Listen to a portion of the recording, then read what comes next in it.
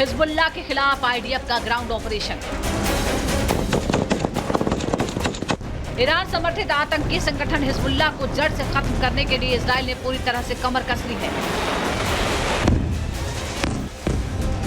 अपने इसी मकसद के लिए लेबनान की धरती पर इजरायली सेना का मिलिट्री ऑपरेशन जारी है। इजराइल की सेना लेबनान के दक्षिणी सीमा को पार कर उसकी जमीन पर मौजूद आतंकियों के कमांडरों को चुन चुन कर खत्म कर रही है।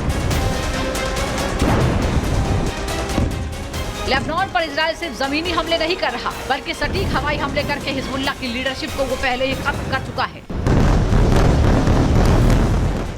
बेरूत में हवाई हमले कर इजराइल ने हिजबुल्लाह के चीफ हसन नसरल्लाह को मार गिराया।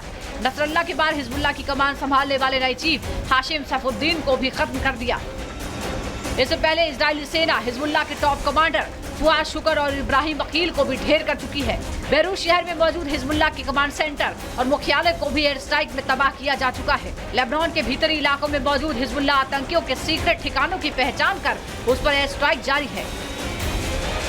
इन हवाई हमलों के बाद इजराइल ने लेबनान की धरती पर ग्राउंड ऑपरेशन शुरू किया। करीब 5 दिनों से इजराइल की सेना लेबनान के दक्षिणी इलाकों में घुसकर हमलों को अंजाम दे रही है। इजराइल लेबनान बॉर्डर पर हिजबुल्लाह आतंकियों ने अपने कई अड्डे बना रखे थे। इन अड्डों से वो इजरायली सेना की चौकियों को निशाना बनाते थे। अब इजरायली सेना ने ऐसे ही आतंकी अड्डों को पूरी तरह से खत्म करने का अभियान चलाया है, जिसके तहत इजरायली सैनिक लेबनान में घुसकर वहाँ की जमीन पर अपने स्थायी ठिकाने बना रहे हैं। जानकारी के मुताबिक लेबनान में जारी हवाई और ग्राउंड हमलों में अब तक हिजबुल्लाह के 2000 से ज्यादा आतंकी ठिकाने तबाह कर दिए गए। 250 से ज्यादा हिजबुल्लाह आतंकी ढेर किए गए। 5 बटालियन कमांडर, 10 कंपनी कमांडर मारे जा चुके हैं, जबकि हिजबुल्लाह के 6 प्लाटून कमांडरों को भी खत्म किया जा चुका है। इजरायली सेना अपने ग्राउंड ऑपरेशन का दायरा बढ़ाती जा रही है। इजराइल ने नबातीह में लोगों से शहर खाली करने की अपील की है, जिससे शहर में मौजूद आतंकियों के ठिकानों पर मिलिट्री एक्शन किया जा सके। मतलब साफ है, इजरायली सेना सीमा से सटे इलाकों से आगे बढ़कर भीतरी शहर में भी हमले की प्लानिंग कर रही है। लेबनान में आतंकी संगठन हिजबुल्लाह की बेहद गहरी पैठ है। एक तरह से हिजबुल्लाह ही वहां सरकार चला रहा है, इसलिए हिजबुल्लाह के आतंकी राजधानी बेरूत के पौष इलाकों से लेकर दूसरे शहरों तक में अपने अड्डे बना चुके हैं, जिन्हें खत्म करने के लिए इजरायली सेना अब हवाई हमलों के साथ साथ जमीन पर उतरकर भी एक्शन कर रही है। Bureau report, Republic Bharat. तो यही सबसे बड़ी बात है, और जिस तरह से अभी ये विश्व युद्ध चल रहा है, इस कगार पर पहुंच गया है, कभी भी कोई हमला कर सकता है, क्योंकि इजराइल किस किस देश से घिरा हुआ है ये हम आपको इस मैप के जरिए बता रहे हैं। और यही सबसे बड़ी चुनौती है, क्योंकि अगर कहीं कोई गड़बड़ होती है तो फिर जैसा हम बार बार कह रहे हैं कि दुनिया विश्व युद्ध के मुहाने पर खड़ी है, वही आ सकता है। अनामिका, और शायद यही वजह है कि चिंता इस बात को लेकर के कि इजराइल पलटवार करेगा, और करेगा तो कब करेगा, किस तरीके से करेगा, इसी पे चर्चा करेंगे।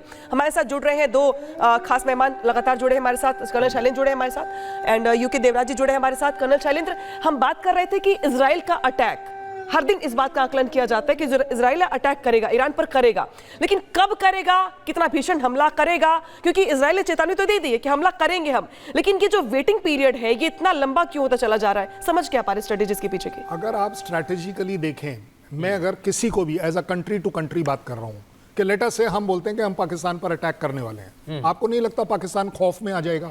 और हर दिन की जो डिले है उस खौफ को बढ़ा देगी।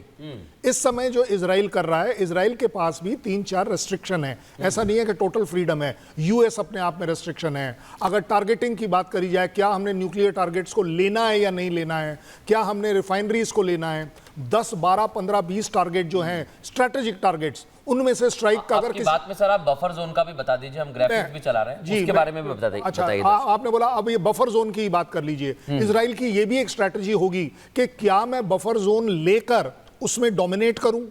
क्यों? क्योंकि अगर इस समय जो कोशिश है, इजराइल की जो ड्रीम है वो है एक तो ग्रेटर इजराइल, वो जो आप मैप दिखा रहे थे अभी थोड़ी देर पहले, उसका हर एक कंट्री का पार्ट है वो, 5-6 कंट्रीज का कुछ पार्ट वो चाहता है कि उसके पास आ जाए और वो अपनी सेटलमेंट बना दे। इसी तरह अगर आप लेबनान की बात करें, ब्लू लाइन ऑलरेडी क्रॉस कर ली है, इसके आगे वो ऑपरेट कर ही रहे हैं।